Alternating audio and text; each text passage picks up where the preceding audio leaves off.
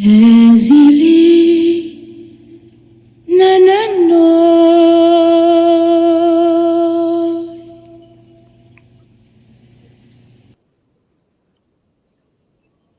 folks. Hi, folks. I hope there are some of you here, but we're going to start at 3. So what I want you to do is share this.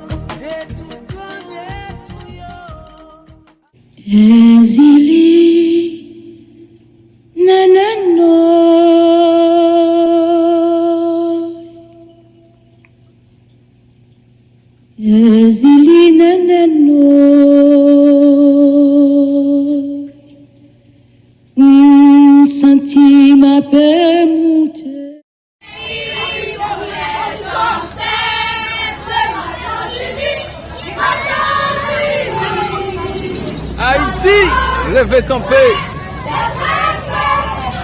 Oh my God. Laissez me trouver dans celui du Nord. Liberté, égalité, fraternité.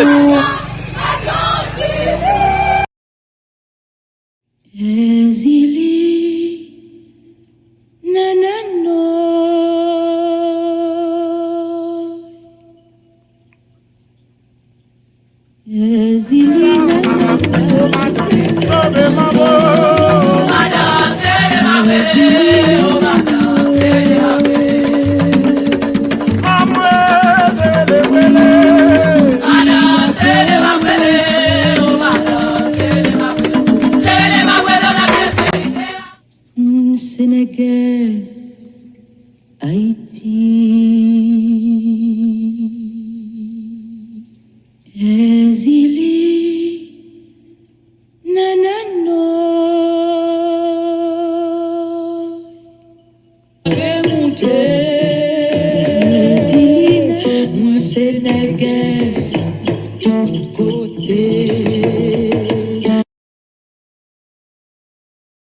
Avutaï, Bila Bila, on a fâché côté chita.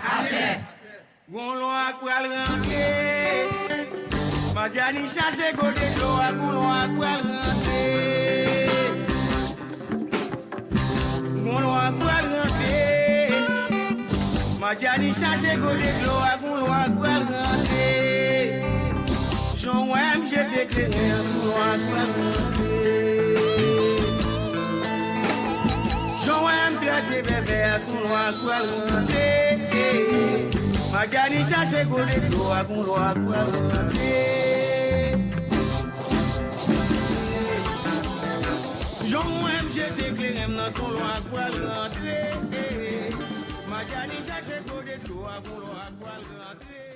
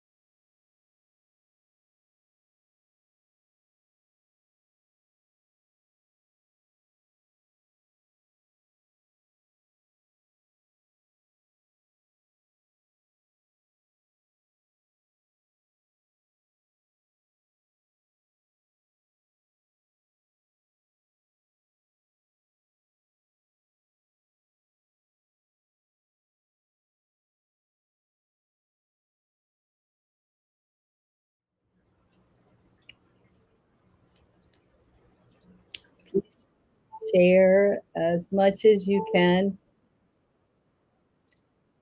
Uh,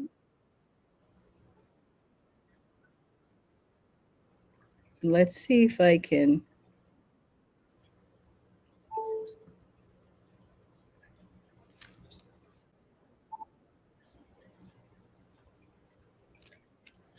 Hello. Hi, Professor Daut.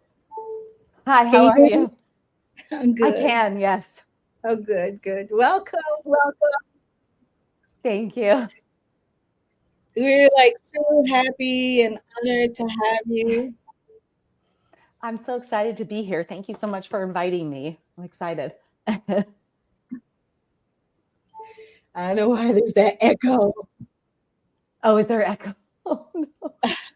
Oh, you're welcome. You're welcome. I mean, this was a journey. Wait. There's people. Oh, Hey, I'm gonna have to figure out why I'm twice here. uh-oh.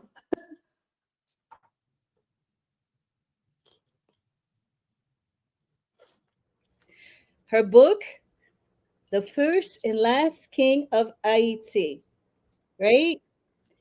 And this, I read, she took a long time to get done. I mean, this is a resource. There's like, I mean, why do I hear this? It has 82 pages of notes. Yes.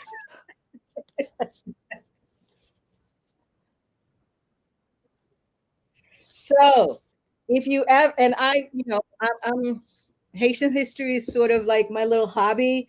So, if you ever read any of the other books, King of Haiti, the new one, Louise, Yes. or that one from last year, this one on Henri Christophe, or this one. Oh, Now, yeah. push them all out of the way because she puts it all in here.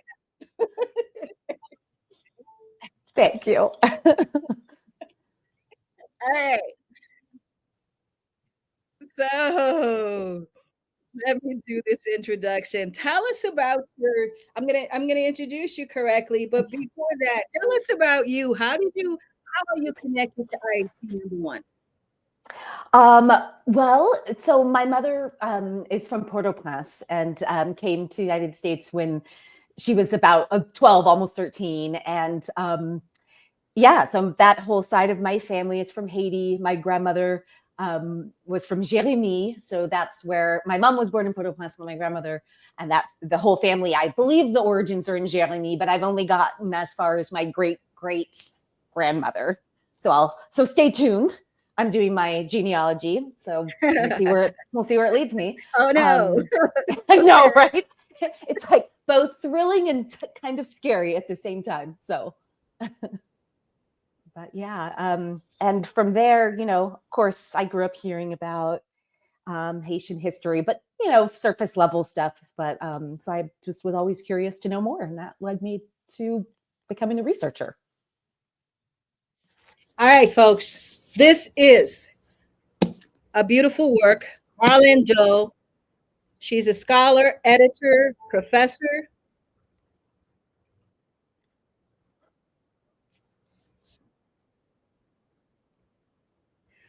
Her book includes The Tropics of Haiti, Race in the Literary History of the Haitian Revolution, and the Atlantic World, 2015. Ballon Vate and the Origins of the Black Atlantic Humanism, that's her second book, 2017. And then she has Awakening the Ashes, which is a pretty good book, I recommend. An Intellectual History of the Haitian Revolution, and that's 2023. And then today we're going to be talking about the first and last king of Haiti. And our first question to Professor Daut is, please kindly tell us what happened to Henri Christophe's young son. I also want you to touch upon why would Christophe sent his son in October of 1802 when he already knew that slavery had started in Guadeloupe and Martinique. Yeah, so we're getting right into it.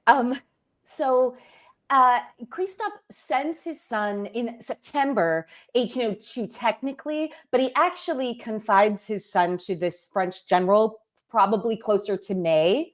So right after he decides to rejoin the French Republican Army at the very end of April 1802, then he has this meeting, and he and Clairvaux give their sons to this general to await their departure from France.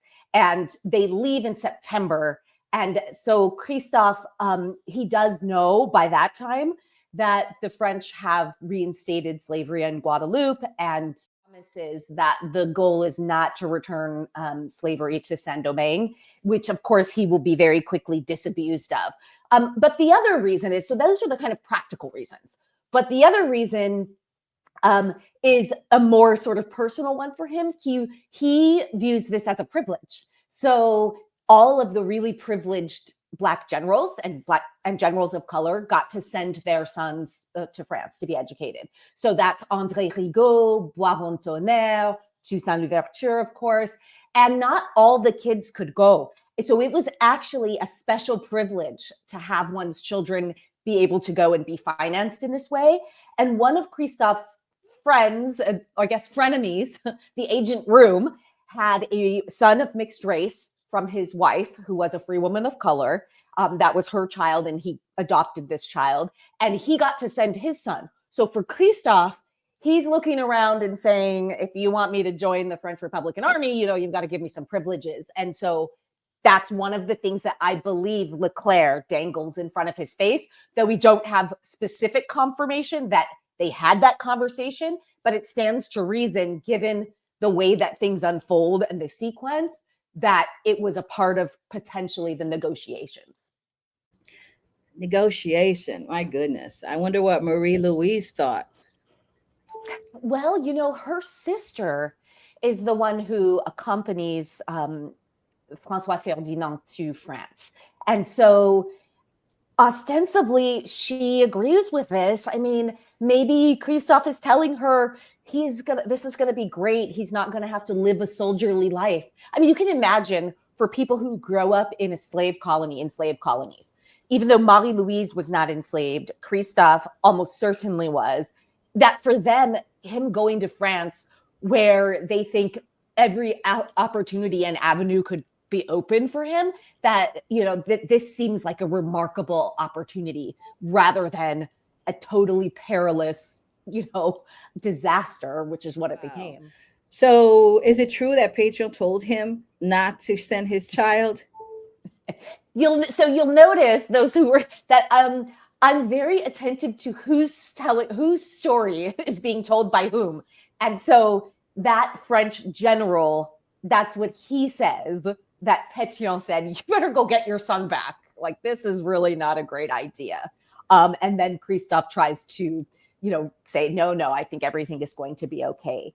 I mean, I don't think it's out of the realm of possibility, but one of the things I say pretty early on in the book is we have to recognize that this is how life unfolds for every person, right? And if you're not there to tell your story anymore, people can just start telling all kinds of versions. And in fact, even in Christophe's versions, his letters, the ministers who write his story, I mean, he's telling them the story that he wants them to write down.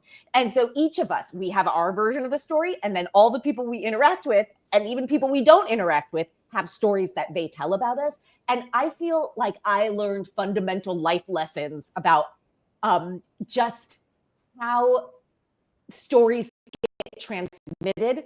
Everyone knows this in their own families. I always say my grandmother on my father's side was a wonderful fabulator. And she would tell us the same story over and over again, but each time it got a little bit kind of better, sometimes spicier, a little bit more detailed. And it just reminded me that, life is made up of stories, and it's the stories of our children and the stories that will be told about all of us, but by our family members, et cetera, when we're gone.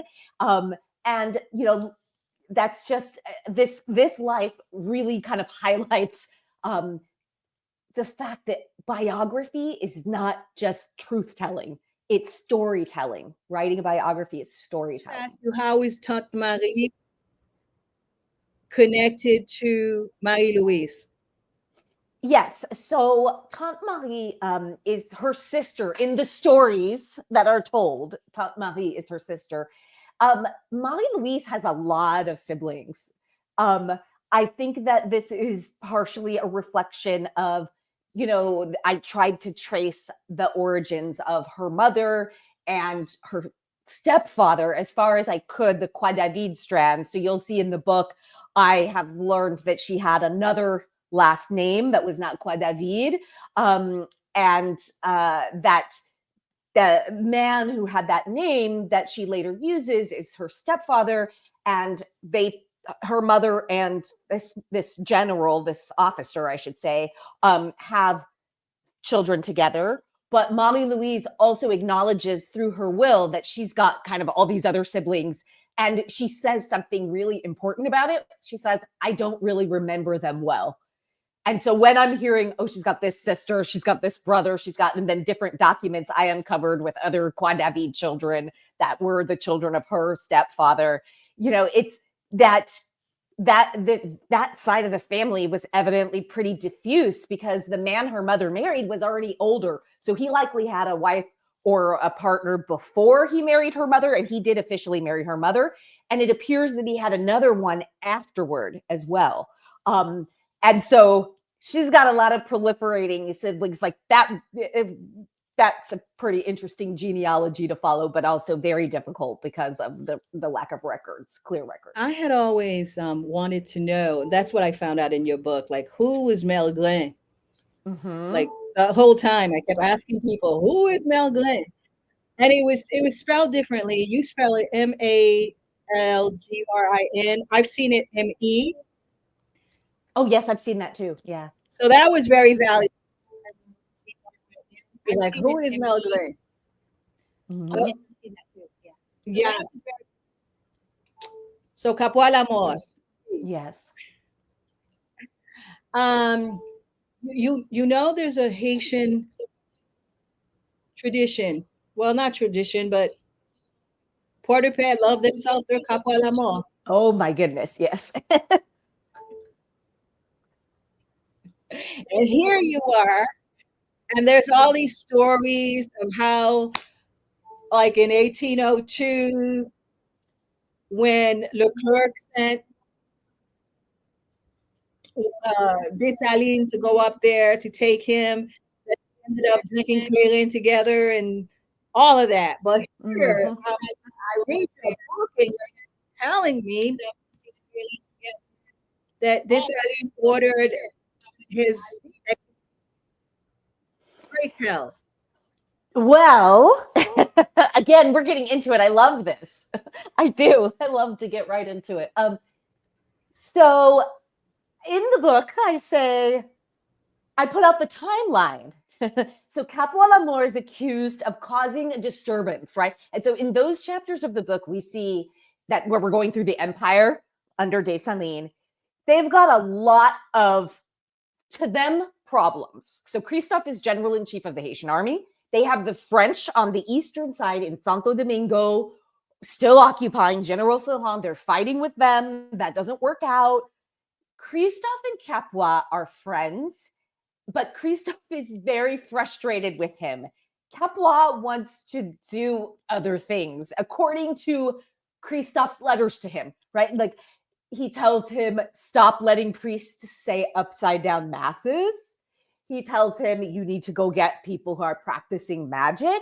He tells him, you need to punish people who are running away, who we captured on the eastern side of the island. And given the number of letters in which Christophe is rebuking Kapwa for something, it seems that Kapwa is not necessarily wanting to do all of these things, or is not doing them consistently. When he promotes him and gives him a command in the north, Kapwa doesn't seem inclined to want to go, or to leave Port-au-Père, I should say, and do these things. And so just a few days before Dessalines' death, Dessalines orders Kapwa to come to Marchand, and that's the last time we ever hear of. And Christophe sends a bunch of orders out, and he initially tells Kapwa to do something, and then he says, "Nope, scratch that." And then the next thing we know is Christophe references Feu Kapwa, which is the late Kapwa, and just like that, and then gives his command to somebody else. And that's the last we hear of Kapwa. My goodness. Well, a lot of my readers were very upset about that. They were like, no. So essentially, let me just tell you what they said. Yeah. Okay. They said that Henri Christophe, no. You know how you wrote later on that Vathey said that Dessalines hadn't been speaking to Henri Christophe because he suspected him of being part of the coup or the plot. Yes. Yeah. Right. Mm-hmm. So the fact that now the only evidence that you're showing for the story that he authorized it is Henri Christophe's story. I was told to say that, well, if this man, if what Vathey said is right, when Vathey said later on that even though Henri Christophe publicly in the Gazette said that he was part of the plot, that was a strategic lie, kind of. And so why couldn't he make up his conversation to Dessalines, since he wasn't even talking to him? And he also, we know that Henri Christophe, supposedly, according to Vathey, right? I'm just following the story, lied about the plot. So why did he lie about that letter? But this is where we have a problem, because the letters exist. He definitely wrote those letters and issued those orders. Vathey is a storyteller who tells the story on behalf of the king many, many years later in 1819. Many years later. So what we have is the letters are not forged. The letters are sent. And I think there also might be confusion about who's communicating with whom. So Christophe is telling Dessalines things, but Dessalines is not telling him things. So those two things are not the same. In fact, the next time that Christophe gets a letter from Dessalines, it's Dessalines telling him, "I'm going to the south because there's this problem." And it is very clear that he waited until the very last minute to tell Christophe, which probably supports Vathey's story or some version of it in which they had been a little bit estranged. But their estrangement is on one side. Christophe still takes orders from him. So the letters that we have are him telling Dessalines something. Then we know that Dessalines wrote to him eventually because he so we don't believe Vathey to that. I think both things can be true. Because so what I'm saying is Christophe is writing to Dessalines and telling him things. He's also hearing things. He's informing Dessalines of things. And then Dessalines writes back at the very, very end and says, "I'm going to the south to the day before, almost the day before he dies." Yeah. Like, and he waited till the last minute to tell him. Because the general-in-chief of your army, and you don't take the general-in-chief of your army with you? Something was happening between Dessalines and Henri Christophe. Obviously, he believed Pétion. I mean, to his peril. Based on what you wrote. Yeah, I mean, Pétion very quickly takes responsibility. I mean, this is what's shocking to me, because I was always, under the impression that some people believed Christophe did it. Some people believe Pétion did it, but Pétion said that he did it. So. Well, I don't think there's a question that Pétion, Guerin, Ferrou, and the Southern generals conspired to kill Dessalines. What there's a historical debate about is whether Henri Christophe was involved. Yes. Some people say no. I used to be at that until I read your book. I honestly never knew that he Yeah. said in the paper that he did it. I didn't know that. So your book is making me lean more towards he did it. I used to say that maybe he didn't because Yeah. there were a couple of Dessalines in his nobility. Yes. And then Marie Claire Words came to his Yeah. crowning. But then you just ruined it with me.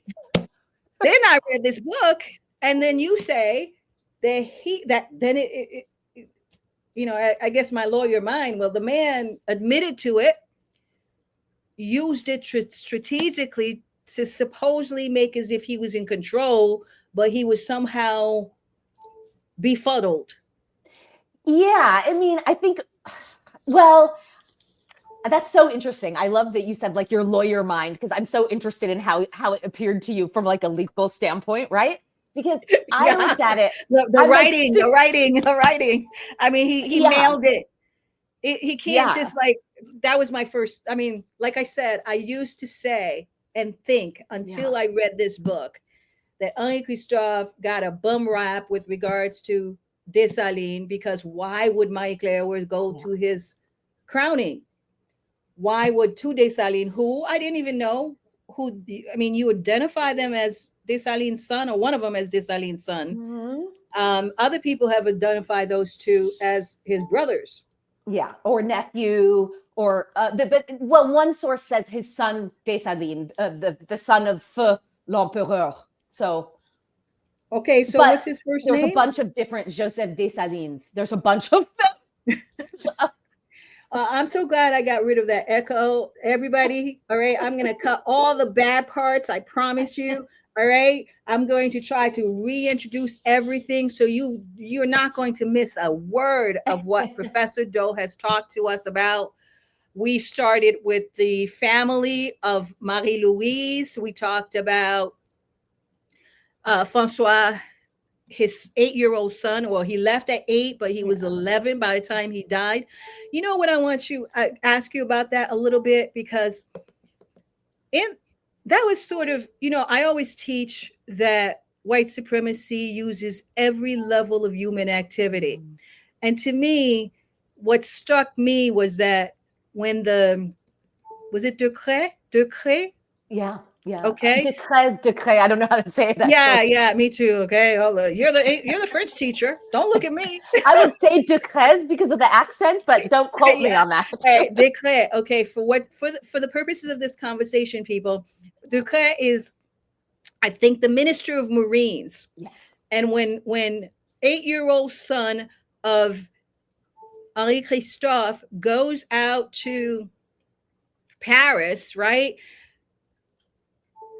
At that time, the black generals were part of the French army. Yes. But then when they found out all of this stuff and the fact that they were about to reinstate slavery, they all went and joined.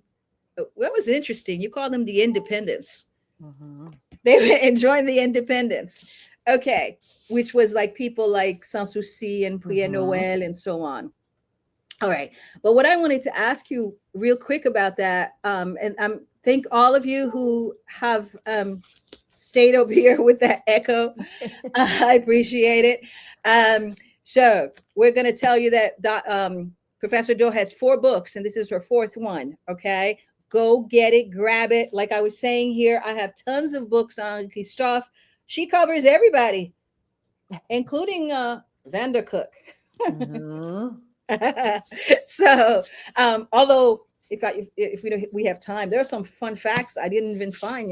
The thing about him, when you go up to the Citadel, they're always telling you that's what the guides tell you about how he used to put clothes on his soldiers and have them go out and then come back. I didn't see that here. Fun facts that's not in Dr. Daut's book. Okay. So what I wanted to ask you is this. That Decret person, the minister of the Marines, he said something like, little kid, you don't need to go to school. This was after his father had defected and went to be a freedom fighter, right? Not putting back slavery in Haiti.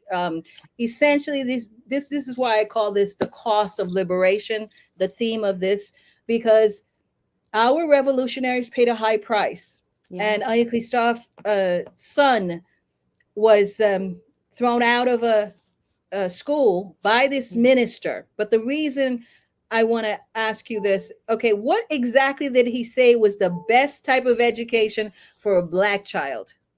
He was like, you need to go and be like working the land. You need to go over to Corsica, which is very, I mean, ironic given that that's where Napoleon was from, and born. And like, yeah, you need to be going over and like digging and like, you know, working the land. So essentially, if you're this is a lesson I want you guys to take out of it, Esli Network, right? If your education don't serve empire, then it's not necessary. Then you need to go do agriculture and mechanical work. That's exactly what he said. And I wanted to point that out because it's today still the same thing. If your education doesn't service the dominant system, you're going to have some problems. I don't know what you're going to do with this when they see it, but okay. So that's what we talked about. Henri Christophe. We've also talked about the various, we talked about Kapwa Lamò in the letter. Yes. Why don't you tell me the difference between Dessalines' empire, Henri Christophe's monarchy, and Pétion's republic, and how important those differences might be for today? Yes, absolutely. I mean, so the empire it's very interesting, right? Because Dessalines is the emperor, but he doesn't have a nobility around him.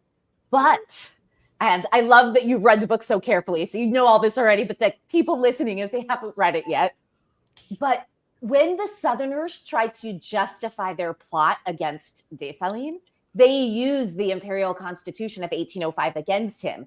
They cited Article 28. Yes, saying that he is not allowed to create, a nobility essentially, and that he had wanted to do that. Why would he put that in the Constitution? I didn't even understand that one. I didn't understand it either. And I one of the things I wanted to do with this book, and I did a little bit in Awakening the Ashes, is I'm like, okay, everyone, when they look at the Constitution, and not everyone, but many people, they focus on certain provisions, like, oh, all Haitians are Black, on these, they focus on that. But we have to read the rest of it because it contained clues. And and Bate was really good on this as well. It contained the germs of the end of that empire because it gave Dessalines all of this power, but it also had all these contradictory things about counselors of state who didn't appear to exist and that they would have this power in the emperor's demise. But the emperor's supposed to choose his successor, but he never did that. Like there were all these things that were contradictory. And so what I see how I would characterize the empire is they are still experimenting. Because what we have to think about is Dessalines never gets the privilege to go, oh, this isn't working out, let me change it. Christophe is president for 4 years in the North before he takes the title of king. Like, okay, this isn't working, let's do something else. But Dessalines doesn't get the privilege to do that. And so he's making some early mistakes. He initially takes the title of governor general. This is a mistake. Everyone knows it's a mistake because that's the title that Suzanne Louverture had when they were still a colony. So what we're seeing in the empire is they're trying to build the state. That's their main function. They're trying to fortify the forts, to rebuild the ones that have been destroyed. They're trying to make a legal system. They're like, what should we do with people? There's things I didn't put in the book because I felt that they would be kind of distracting. And also I didn't want it to be sensationalist. But when people would commit heinous crimes, Dessalines and Christophe would become very upset about and they were like, we need to have laws. We need to have strong, people cannot do these types of things to other people. And so, yes, they were harsh, but they were also like, what are we going to do now? We're the rulers. We cannot just have anarchy and have people running amok. Did they go too far? I mean, I'll leave it to the readers to decide because I really, in those parts of the book, didn't want to issue judgments. It's not really my job as the biographer. My job is to tell the story. Christophe's kingdom, however, in some ways, Christophe kind of knows better. Think about it. He's been through a lot. He saw what happened to Dessalines. He's learned from that. He knows what it was like in the colonial era in at least 2 different colonies, Grenada, where he's from, and Saint-Domingue. Like, he knows the huge difference between slavery and freedom. He also knows that people need to be able to trust their government. And so what does he do? He gives lots of speeches. He issues lots of proclamations. He tells people to go into the countryside, into the different towns, and read those proclamations to the people. He paints himself as their benevolent father. When he has to punish them, and they know that there's been punishments of people, he says, must have order. We must have discipline. Everyone has to follow the rules and be useful to the state, useful to the kingdom. Pétion, on the other hand, is, according to Christophe's ministers, a little bit more laissez-faire, and this endears him to the people of the Republic, but they're not, making a ton of money through exports the way the kingdom is. They're making money. He's not setting up schools at the level that Christophe is. He's not really providing them with services. So it's, who knows how long that would have lasted, but he's also not heavily taxing them. Christophe is heavily taxing the people of the North, but he's saying, here's your schools, here's your hospitals, here's your roads, right? So I would say that's the biggest difference between the Republic, the idea that you're going to share power, but Pétion doesn't share power. He has himself reelected president, and then he declares himself president for life. And the kingdom just has a heyday with this. They're like, here these people are over there calling themselves great Republicans, which to them is already problematic because France was Republican. Yep. And the United States, right? So that was already problematic. And then now he just throws it all out the window. But taking a step back from all of that, I say this is a time, early 19th century Haiti, of deep experimentation in statecraft. They are trying to figure out what works, and they don't get the grace to do it. They're constantly under threat of being reinvaded. It's not like the United States where they can add clauses and bills of rights, all these things. The United States is in pretty, compared to Haiti, a secure situation.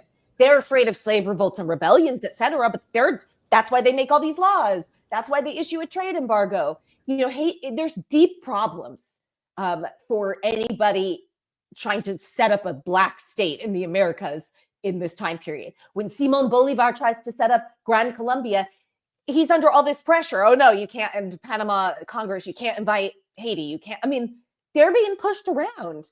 And Christophe was like, I'm not going to be pushed around like you.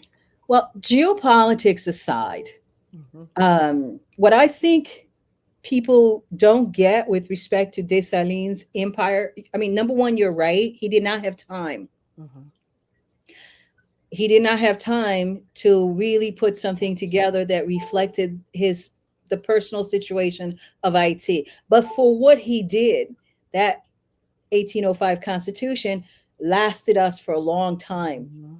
Even today, as we advocate, for instance, against this Constitution that somehow is in the World Bank's drawers, right?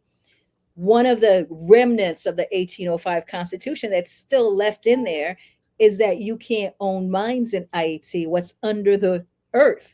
And that comes way out of the 1805 Constitution, which, as we talked about, one of the reasons that Dessalines, Pétion, all of them really, at Arcaïa and so on, decided that white people can't come back here. Because you had all this massacre by Rochambeau. And when Leclerc came, they joined them in the massacre. Yeah. I just think that that's a point that academics sometimes, and you did, you pointed it out. And I just think that really needs to be emphasized, that it wasn't that, these were racist people that didn't want white people to come in here. But it was because when they allowed the planters back, those planters went with all of the dogs eating blacks and oh my God, what happened to poor Clairvaux? Oh, I didn't tell us about Clairvaux and what happened to his brigade and his brother Jack. His family. It's terrible. Jacques Maurepas is nailed to a mast on a ship. Tell us who it is. Tell who. He Port-au-Paix, was right? General. Yes, Port-de-Paix, general in Port-de-Paix. And before I get to that, can I also just say when these generals defected to the French, the thing is, I talk about in the book how I'm not sure at what level they really defect. Because if you read the French officers' letters, they are complaining constantly. They're like, Jacques Maurepas, we sent him over to La Tortue. We told him to disarm these cultivators.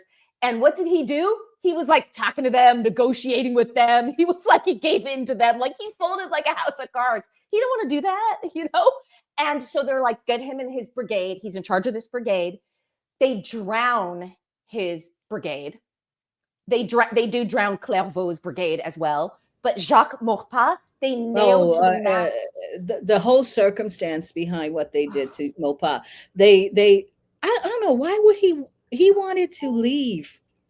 What was that about? He thought they were going to send him to France.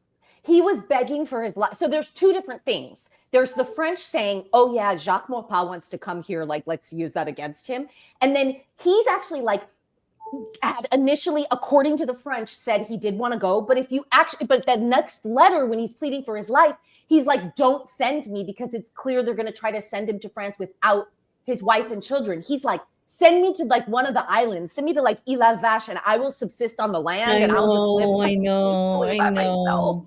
Yeah, that was bad. So people, what the French did is that they I don't know, tie him to a mast with his chest all naked, and then they pin with nails some epaulettes on him and put a hat on him, and then killed him and in front of his wife and family and so on.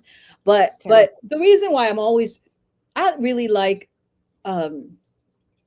Clairvaux, and I never understood why historians don't see his value, because for me, Clairvaux, he was one of the third signers. Yeah.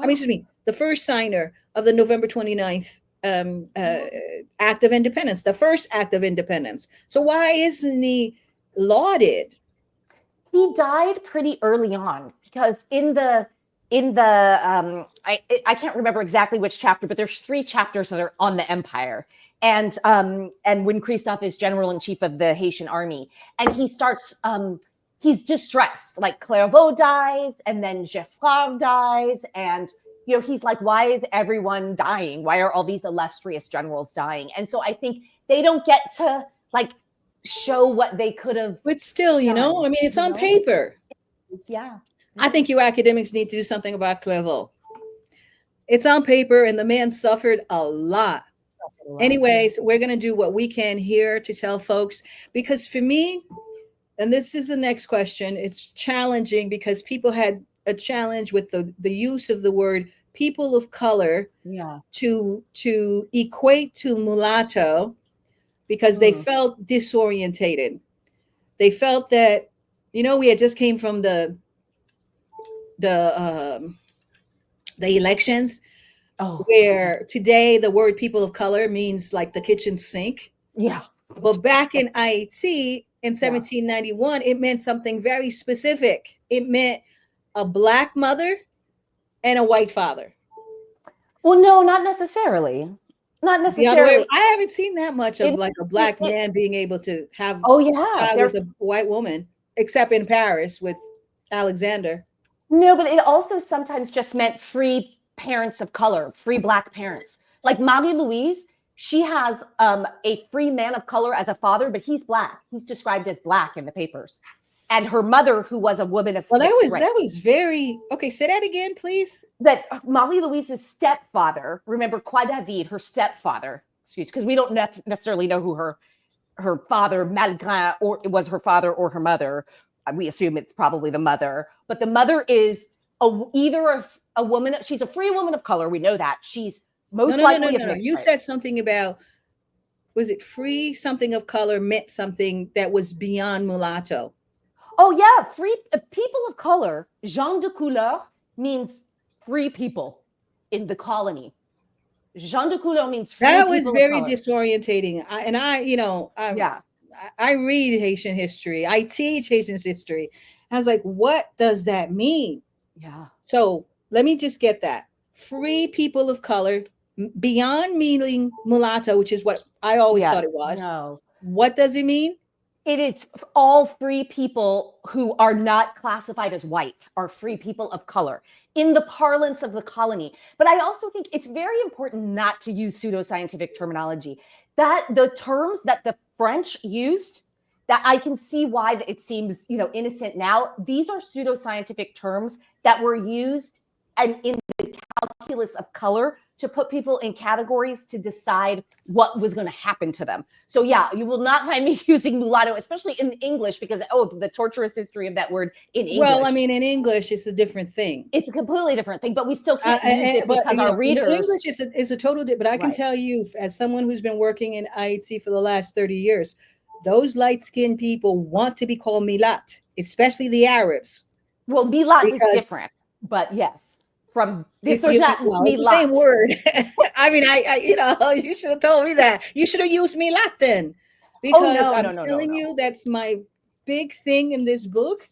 Is I didn't know who is people of color. At a certain point, I realized you were using it for beyond mulatto, because that's what I used in the era. When I went to, because so many people made comments about it, and I felt it too. Right, because we had just came from the campaign, and Miss Kamala Harris is people of color in a different way. So for me, it just seemed really ahistorical that milat is African and Black. Today, people of color is Chinese, Japanese, Asian, Indian. It's everything. So I just thought that was the biggest weakness of this book. And I thought to myself, that's today. In the era, it's not. I thought you just meant milat. No. All free people who are not classified as white. That is. Or gens de couleur libre. Gens de couleur libre. Yeah, but you know what? Every time I read Haitian history, they differentiate between Black and gens de couleur. And I have a whole bunch of that. Yeah. Okay. I made a whole list for you. Okay. But I'm not going to do it because time is going. But I just want to tell people that is very disorientating in this book, because in Haiti, in our history, like, for instance, when the spies were talking, right? And they said that they wanted to bring back the 1789 racial hierarchy, right? I can't remember which is spy. Okay, don't ask me to tell you the name. But when I can't, who was the Marine person there? Malouet, yeah. Okay, thank you. All right, so he essentially said, Patron, we're gonna make you ruler of this place. And don't forget that all the Blacks, including free Blacks, are below you because you're a milat. And I said to myself, you're making all these differentiations, which are in the Code Noir, but then you made the editorial decision to make, I swear to God, I kept saying, where are all these free people of color coming from? I don't follow, because it's really important. What made you do that? Besides the fact that you think you could just use the word milat, because absolutely I'm telling you right now, I will never do that. Syrian Lebanese is going to run for president. He's going to call himself milat because he wants to connect. Yeah, that's contemporary thing. That would be totally ahistorical to use milat in this book. And I don't use pseudoscience. I don't identify people by their skin color. I don't think people of color and gens de couleur are the same equivalencies. But the thing is that what is important in the book, but it's so important to recognize. I literally wrote a whole Tropics of Haiti is about this. It is so important to recognize the destructive work that these categories have done. You just referenced it, right? What you see, so destructive. We cannot replicate it and repeat it and reinforce it. So in the book, for example, those instructions, they are saying that to Pétion because they think that he believes that he is better than people with dark skin. But they know that, so they are like, okay, we're going to play on that. To me, what but I the educate colonists people did not care if you that's were. true. That's true because they okay, but they had a racial hierarchy for 300 years. That's why they tried to kill Vaté. They tried. Vaté was phenotypically white. He had a woman of color as a mother. In his book, when he talks about why he joined the indigenous army, he said they came for me. So he had a mulat as a mother. See, this is the thing. I don't know what you're talking about. I'm sorry.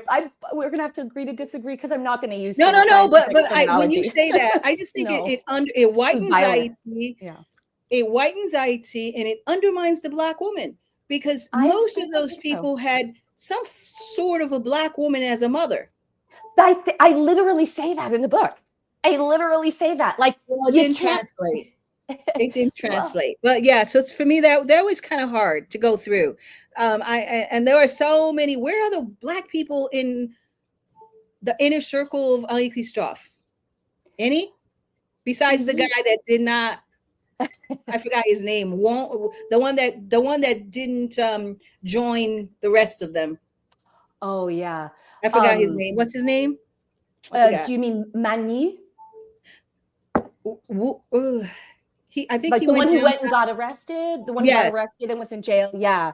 So he doesn't join, or it's ambiguous. Whatever. The Boyer's troops don't think he's with Christophe, so they arrest him for a while. He escapes, and then they.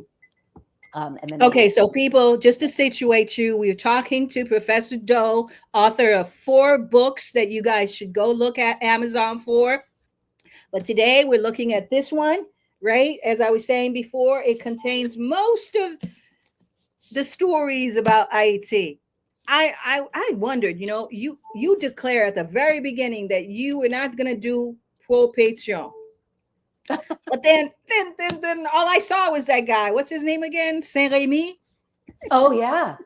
And then what's the other one? I'm going to say it wrong. You're the French person. Dumel? Oh, Erard Dumel. Dumel.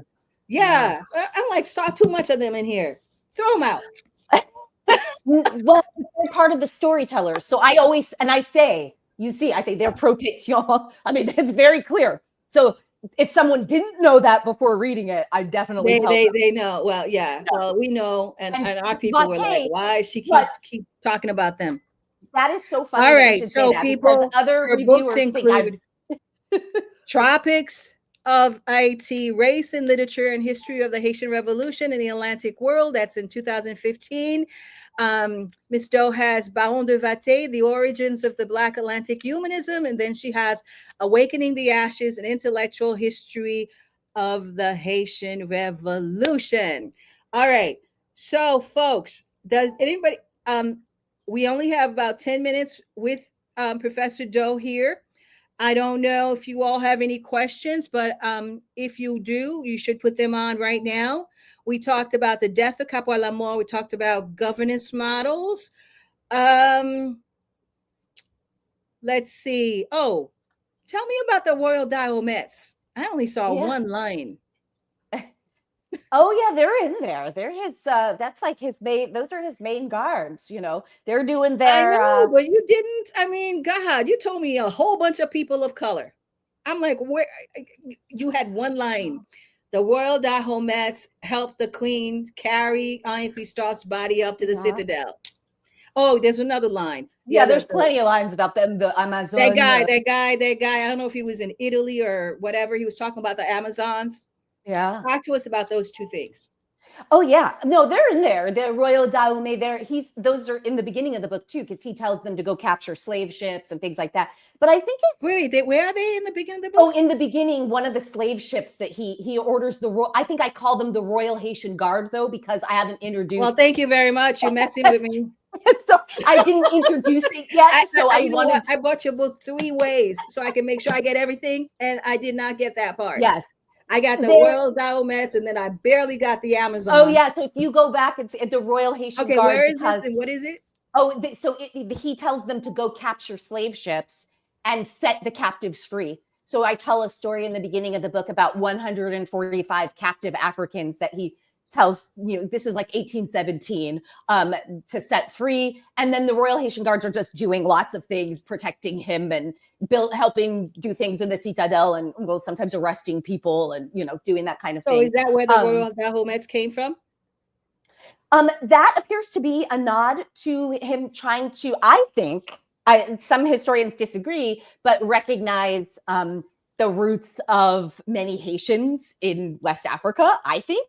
But there are people who don't think that. And I'm not sure exactly why. But because people will ask me, why did he model his kingdom after Europe? And I'm like, well, it's really a creolization because, Marie-Louise has the Amazon, and other writers have read that wrongly. Well, we don't know that. Tell us what is the Amazons? What are they? So this is a core of female fighters in Africa, in West Africa. And I know that, but in Haiti. Oh, in Haiti. Yeah. So this is Marie-Louise Guards, but they weren't combat, they weren't women in combat, but they were women.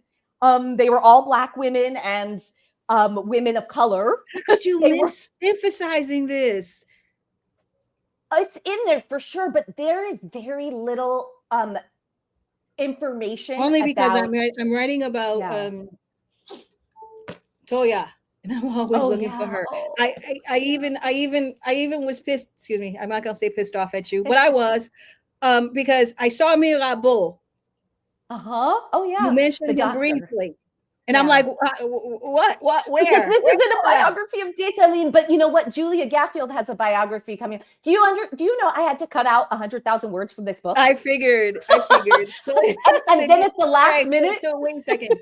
Did you, because some people have the nerve to tell me that Toya didn't exist. Oh, but if you read Julia's book, she definitely existed. Okay. So she definitely exists. That's what Haitian men do to me. It's like, they say she didn't. But so that's why I was like, how could she start with Mirabeau and not mention Victoria Montu? Oh, but I mean, that was the Mirabeau. I actually felt like, oh man, I should have put more about different. Well, but then I'm like, the only thing that I'm only concerned about Toya, because you know how it is, right? I go through all these books and I buy them sometimes in different formats so I can look for Toya, look for all the women that you never find. I know. But tell me exactly what was the word that you used? Royal Guards? Oh, the Royal Haitian Guards. So when I'm talking about the Royal Haitian Guards, that's the Royal Dahomey. Translating it. I mean, I had to fight to keep like any non-American words in this book because they're like, nobody knows. Like I had to, at the last minute, translate all the titles of all the newspapers. Like, okay, I had La Gazette Royale d'Haïti and they were like, no. So then you'll see the Royal Haitian Gazette. And I had somebody tell me, what's the Royal Haitian Gazette? And I'm like, they made me do it. All right, people. I think we talked about most everything here.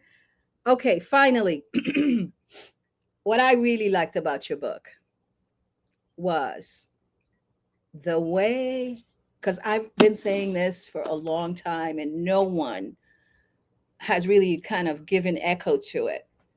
But it seems like now there's a trend going around about people saying that, Dessalines didn't really massacre everybody. Mm-hmm. But you actually went into details about how he didn't massacre. And okay, considering that I think Rochambeau not only was sadistic rapist, but somehow unhinged, killing all these mulattoes, and holding these funeral balls, pas macabre. Tell me what made you come to the conclusion that Jean-Jacques Dessalines did not massacre the French? Yes. So that I went through a massive amount of evidence. I was like, nope, I'm not going to have them say I didn't consider all the evidence. I was like, here are the newspaper reports. And we already know the newspapers were not reliable, especially the ones from the US, because sometimes they would say Dessalines was dead. Sometimes they said Christophe was it. Those things weren't true, right? But they printed it anyway. So sometimes they said he killed like 20,000 people. Sometimes they said he killed 3,000 people. Sometimes he said, and then these French people who escaped from the island, but they were plotting against Dessalines. So some people, I say it's reasonable to consider that in the early months of independence, some white people died. What's the context? What's the context? This is the question. But when they would escape, they would go to like the consulate in Cuba and they would tell these like fantastic tales. And how you know they can't really be trusted is sometimes they would say, it's Christophe's fault. Sometimes they would say, oh, the quote unquote mulattoes down in the South, they're pissed about how we massacred them and their families and their brigades. And so they wanted to get revenge. And sometimes they would say, they all said it was Dessalines' fault, but to varying degrees of if he knew about it or was just going along with it because Bois Tonnerre told him to, right? Like they blamed everyone under the sun. And so what I really say is we have to understand that the war was not over in those first 4 months. The French, again, are still on the other side. There's still French people on the island in independent Haiti, and they are plotting to overthrow the newly minted Haitian government. And so in the context of that era, what should Dessalines do when he discovers this plot to overthrow him? Say, oh, please don't do that. I'm going to deport you to the United States and have a nice life. He behaves as a ruler behaved then. You jail people in the United States. Treason is a capital punishment. So, there's a lot of judgments about the violence of the early days of independence that forget that they're still in a war, and that are also creating a double standard. That like if you try to assassinate the president of the United States, there are all these plots. You look at the French Reconquest plots, the first thing they said, get rid of Dessalines, you got to assassinate him. You got to try to trick Christophe into doing it. You got to try to trick this person into doing it. Try to find Noël Prieur. They don't know try to find him. He doesn't like Dessalines. Go tell him to do it. That what should Dessalines do in this situation? The other point of evidence is that there's census. He orders a census to be taken, and there's all these white people who still live there, like literally white people, not light-skinned people, like white French people, German people. There's Danish people who are renouncing their citizenship. So the idea that he's created a genocide is crazy to me. And like, I am so upset that there's a Wikipedia article about this because we've tried to get it taken down. We tried to do it. There is someone who guards that page. So if you make even one change within an hour, it'll be reverted. Yeah, they control Esli Dantot too. So I stopped trying. Really? She's a lesbian according to them in Wikipedia. Who is this cabal? I'm telling you, this is the reason why I think I had a slide that said that the time frame and the people that are chosen to be history is just it's an act of power. It really is. So those Wikipedia people, you don't have that power, Dr. Daut. I know. I changed it, and I tried to change the thing about Esli Dantot, but I couldn't. All right. Someone just asked me about how the Haitian Constitution doesn't provide for women. Why don't we ask Professor Daut about that? Oh yeah. I mean, here's the thing: is they are using the language of man to mean all of humankind, but they obviously make distinctions, right? Because like this is what when I'm parsing, because I was initially trained as like a literary critic, a textual critic. So I'm very attentive to how the language is being used. So there are provisions where they will make distinctions between men and women, but all these kind of like universal laws are just like people, inhabitants, citizens, but they know that this is a question about what rights women should have, because they bring it up in the context of schooling. They say Vate says women should be educated because they are the mothers and they're the first teachers of children. Right? I mean, it's still within the kind of patriarchal mindset of the era.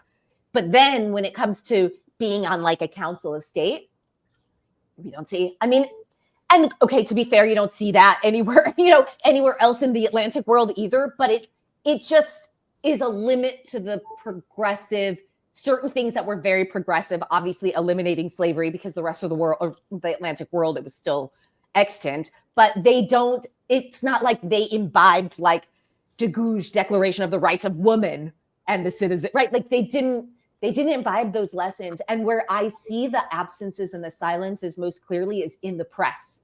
Because even beyond the Christophean era, in the Boyer era press, we see a newspaper woman who has to hide behind the name of her husband, even when he gets, right? Like there's something going on there. And we don't see female contributors to the papers. Where are they? Writing under a pseudonym, a male name? Like that's what I can only imagine that. But why? Yeah. Why is that?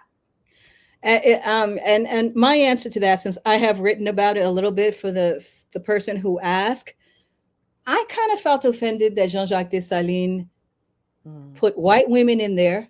It's the only constitution I know that has the word white women, and forgot Toya and did not make the Haitian women sign some of these documents, like the founding documents. And this is why I'm here to say that if we don't say these things, then it's going to stay the same, right? So as I write about the Haitian Constitution, I'm always talking about what's important about it in terms of Haiti's riches and how it, but when I see that they allowed white women to have property rights without having a husband, I'm like, well, if you could put that in the Constitution, what happened to the women who actually fought next to you? Marie-Jeanne, Défilé, Marie-Claire Wurs, all of these women. Oh my goodness, before we go, this one I want to know. Marie-Suzanne, what was that? She couldn't have been pregnant. So I just talked to Robin Mitchell's writing a biography of Suzanne Louverture, and I'm so excited about it. But I just was presented on a panel with her in Vanderbilt last week. And so I asked her about this because she gave the same birth date that you gave, that we understand is her birth date. We always say that she was born like 1742, something like that. Like the same year as Toussaint, or right before or right after, right? Right. But because she would have been 60 years old. Yeah, so because that's what I always said. People always told me she was just a bigger woman. But if she was pregnant when she left Haiti, what is that? Explain what you found. Okay, so we don't have a confirmation of her actual birth date. So that's the biggest problem. We don't know when she was born, but there are plantation. But even if she was 50, 10 years younger, could she be pregnant? But she could have been even younger than that. But what I think, so I even think she's the second wife, right? Yes, she's the second one. And she had a partner before because Placide, supposedly. Right. Although I guess there's some new information we're going to find out about that. I'm going to be super interested to see what happens with this biography. So people, this is what I'm talking about. I've always talked about, because that's what I was taught, that, when they took Toussaint Louverture, they took his entire family, including his youngest son, Saint Jean, which I didn't see there. She died in Paris, just like the others, just like Clairvaux's son and Henri Christophe's son. But Professor Daut wrote, or she cited, a Haitian Gazette article where it said that Suzanne Louverture was tortured. Most of you who follow me know that. I always send that picture out. Yeah. But what I learned new from her was that she got a premature birth and they had a stillborn. Who was the father? Well, I want to know too. So, you can't just write this thing and just leave us hanging out here. Oh yeah, because when you're writing a biography, you have to stay on your person, right? So I'm just telling you, check out Julia Gaffield's "I Have Avenged America." It's not out yet, right? It's coming out in June. Yeah. No, we've already asked her. And everyone listen, okay? So we're reading books because right now the stuff in Haiti is so mentally devastating.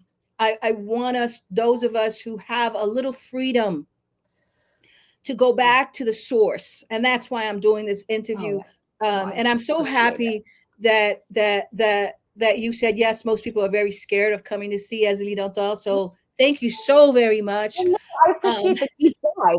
And I also want to say they are okay. Well, because the idea of a woman, you know, the meek wife, or back in slavery. Yes. In your book, they said the prostitute, or oh my gosh, mistress and prostitute. They even had the nerve to try to say that about Marie-Louise. Well, and the other thing is, I mean, also being a woman, like I love that we have a woman writing a biography of Suzanne Louverture, that we had a woman writing a biography of Dessalines, because the amount of sexism in the field of biography and the idea, like I have met people who just, it's obviously clear they're very irritated that like, this is supposed to be the man's realm of like, leave this business. Oh my God. And why don't you torture I go to? I should tell you the names of them. When I read their books, it's torture to go into these white minds. And what I have to say this before we leave, because I know you said, you know, I mean, you could stay, please. But before you know, I just have to say, so my journey with this book was when I first started reading it. I'm really into energy, and I felt Professor Daut's energy. She really felt for young Henry Christophe. So I was like, wow, this is good. Of course, by the time I got to Kapwa Lamò, I was like, oh no. But all together, I'm telling you guys, okay, from someone who teaches Haitian history to the public, there's 82 pages here, so much to mine of notes, right? Pretty much all of my books are included here. I can't stand this guy. Oh God. Yeah, I know. But everyone she has, I went to my library, and this guy did this last year. But all you need is her book. Okay, so go grab you one, right? Professor Daut, please tell us whatever you think I did not cover. Oh my goodness. Well, first of all, I love this because I think you should keep it up. People normally, when they interview you about your book, it's very, not all of them. I have had some good interviewers that sometimes it's very general and you can't get into like what you actually wrote and what the impression. And so I appreciate that. And I did want to say one thing about the Suzanne and the state of pregnancy, because I was like, should I include this? Because I did the math as well. But then I was like, wait, if the people in Haiti who knew her, because it's 1805, right? Like think that she's capable of being pregnant. I was like, I wonder, something's like, you know what I mean? They didn't say, well, obviously this is a lie and a fabrication. You know what I mean? So I'm just fascinated by that. So I just want to say, like, when you said, it really touched me when you said, go back to the source, because that's why I went, even for the assassination of Dessalines, back to the Gazette. I'm like, let's see, what did they say? What did they tell the Haitian people? But you do realize that we're going back to them, right? And they can do whatever they want with their stuff. But yeah, that touched me. I mean, there's a picture of the French pulling out Marie-Louise's nails and torturing her. I know I sent that out and I have it in my slides. But the idea, and folks tell me that, she was X amount of pounds before she left, and then she was like 98 pounds after they tortured her. Wait a second, wait. Didn't they also put her into that mental asylum, the same place they put Tante Marie? I think that's what your book said. No, not Suzanne. No? They didn't put Suzanne in there. They didn't bring her to Paris at one point. They did, and I know that Robin is doing research on that right now. They may have done something to her, because I asked Robin. I said, "Did they really pull her? Did they do all these things?" And because she also wants to proceed like very carefully, because we want to, And I'm glad you talked about the energy of the book as well, because I want to get it right. I want to tell his story. Well, I felt that. I don't want to tell everyone that, and that's why we're having this interview. Yeah. I felt that when I started reading this book. I felt the energy that Dr. Daut had for a young Christophe in Grenada, who suddenly is on some French ship. And then of course, he gets wounded, I guess, in Savannah. Yeah. And then in between, we really know what don't happen. You know, everyone talks about La Couronne, and I've even done a play about La Couronne and Marie Claire, not Marie Claire, was Marie Louise, Yeah. father owning that. So you know, there's so much to learn and so much to know. Folks, go get this book, please. I think everybody who's been here. I think that. Professor Daut, what's your next book? What's your next thing? Are you taking a rest? I say I'm going to take a lot of naps now, but I am going to write, I think, another biography of a figure, a very important figure in Haitian history. And then I think people will be, and then I'm also working on a group biography of some interesting people. A group? There's a group biography where it's more than one person that you touch their life. So you kind of have like a chapter on each person.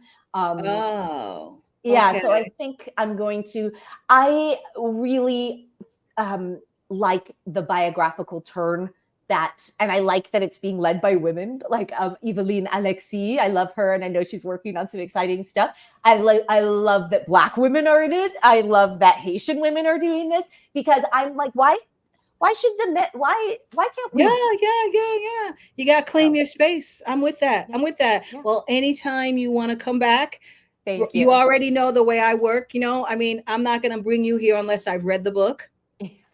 I've gone through it. And if we have a issue, I was like, listen, okay, we're going to tell her this before she even gets here. Yeah. Okay. Cause you want to know, because when I first read it, I was like, oh, this is so good. Cause at that time when I felt for Henry Christophe too. Right. Yeah. And you showed that. It was just afterwards, it got a little bit more declarative, as opposed to, is he from Grenada or St. Kitts? But then it just, with the Kapwa Lamò, yeah. Now I could told you, like, I always thought he didn't do it. Now I think he did do it. Oh, you think? But I always thought he didn't do it, because I'm like, okay, he couldn't have, because Marie Claire was. Why would she go to his crowning? Why? Oh, wait. Let me ask you. He did do it. Salines, before we go, please. Since you're still here, we haven't chased you off. Yes, and then I do really have to go. All these Dessalines. But this was when we were talking earlier, and you said like your legal mind, because I don't think that Christophe helped plot the assassination. I think that he potentially knew about the coup d'etat, that they were potentially knew, but he takes responsibility not for the assassination, but like to me, I read the letter that he puts in the Gazette Politique as saying that Dessalines was a bad ruler.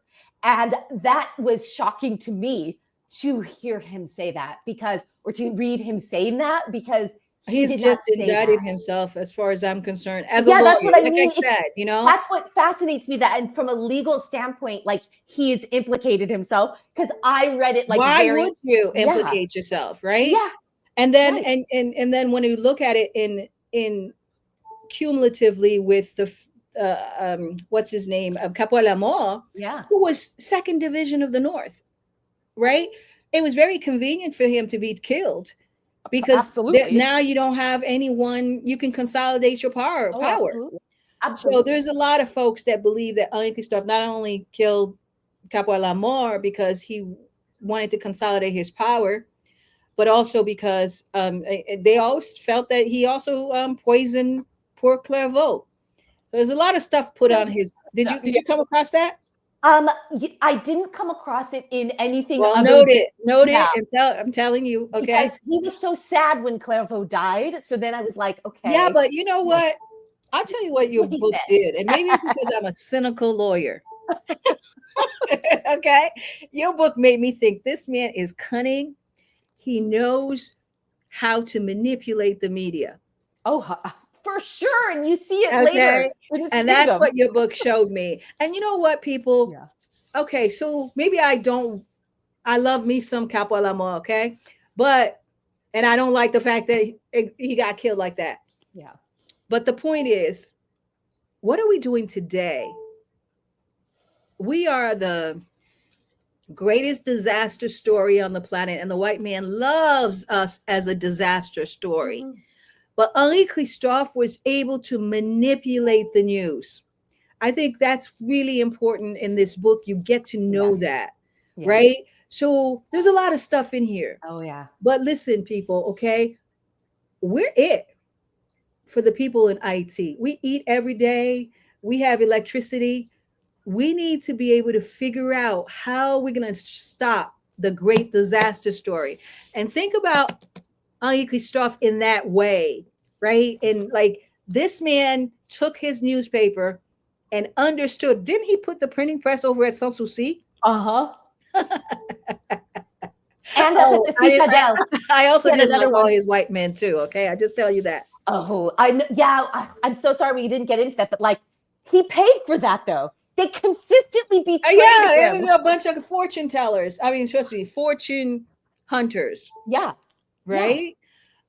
So, and I think that's a lesson too for us, because the first time I ever went back to Haiti as a young lawyer representing Jean-Bertrand Aristide, he would listen to his white folks before he listens to me.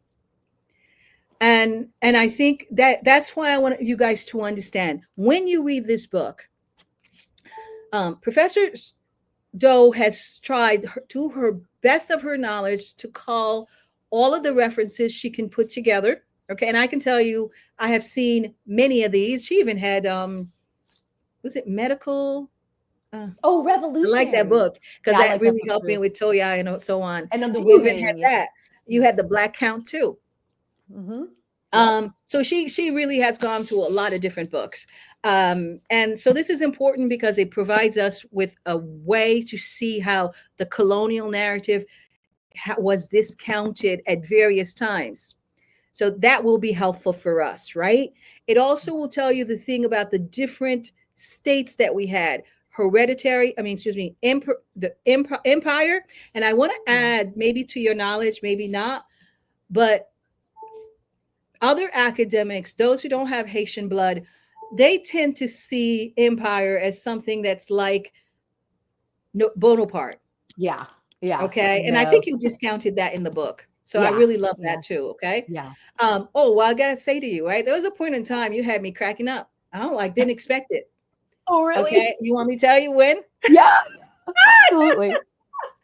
Oh my God. I was like, oh my God, she's funny.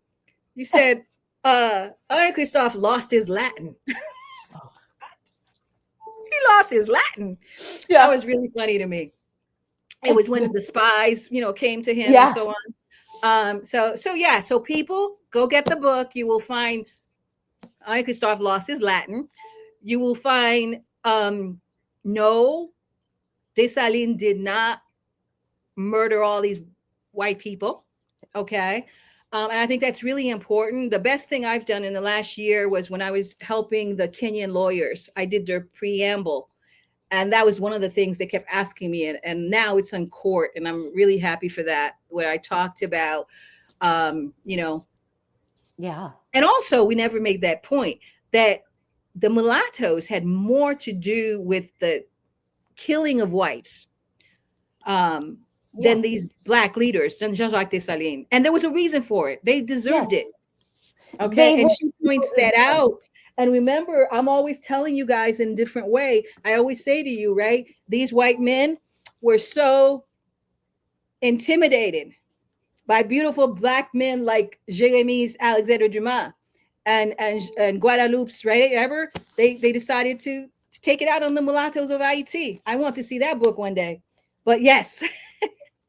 Thank you so very much. You want to tell people where to get your book, where your next, anything you want. So before we leave. I would say, yes, my book is available wherever books are sold. I know people love Amazon, but if you use bookshop.org, you support independent bookstores. And also Barnes and Noble. Yeah, bookshop.org. And then they give the money. They have partnerships with independent bookstores around the country. I would also say if you visit my website, Marlene Daut. What is your website? So actually, this is the easiest way to find it. I have this pointing to my website, kingofhaiti.com. Kingofhaiti.com. You can see my blog that I'm writing about stuff that didn't end up in the book, some of which you've asked me about, but it didn't end up in the book, like Dessalines, the Dessalines women. So stay tuned to my blog because I'm writing posts about all the things I couldn't put in the book. I have like a long list of the stuff I cut out. But before you go, who was this Baron de Dessalines? The one that he asked to go to the south. Why would he do that? When they killed Dessalines. Fascinating. Your question was fascinating to me. I think. Remember, I'm a lawyer. Like if I was in court, I'd be like, that doesn't sound right. And that's why I love it, because it's things that no one has ever asked me before. You know, like, but I understand where the question is coming from too. But I think that Christophe, he thinks that, like, I mean, he knows they killed Dessalines. So, and this guy is supposed to be Dessalines' son, but he's going to be part of 3 people that's going to go down to the south to ask for the reunification of the kingdom. I know, it's not logical. It's not logical. But okay, now if I was a judge in the court, I'd say, but I wanted to know. They think the kingdom, remember how they kind of spin that story that they're saying, oh, the people who killed Dessalines, literally the people turn on, like Yayu, etc., turn on Pétion, and then he has them executed. So he's like, I think this would be, if we take his story seriously about that, right? That they don't like Pétion, and then anymore, and are happy he's dead. And then when they come back and they're mourning over there, he's like, what? Why are they mourning? He's terrible. But again, I would take their story about that with a grain of salt. And I do see your point of sending a Dessalines relative down there seems a bit risky. And also, yeah, I mean, and the guy was cunning in terms of diplomacy. You had gone, it was just you know what? I come from a lot of different backgrounds, but one of them is theater. Oh, I think we're frozen. Yeah, I don't know what's going on. All right, I guess. I mean, this was pretty good. Yeah.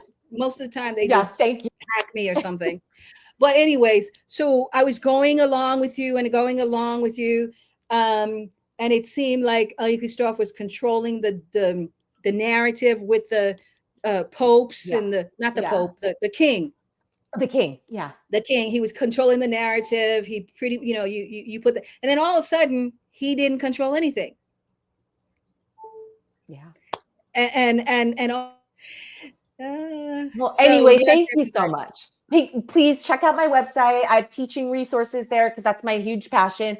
Teaching the Haitian Revolution. I make materials for teachers that are being used all around. Some of them have been translated into Haitian Creole. I'm working with people who want to get more things into Haitian schools. So yeah, if you are a teacher and educator, please include the Haitian Revolution. We've got videos, assignments, essays for the teachers to learn, essays that the students can read. So if you go to the teaching tab on my website, you'll see what we have there, and just consider including it, I hope. Okay, I appreciate that. People, that's kingofhaiti.com.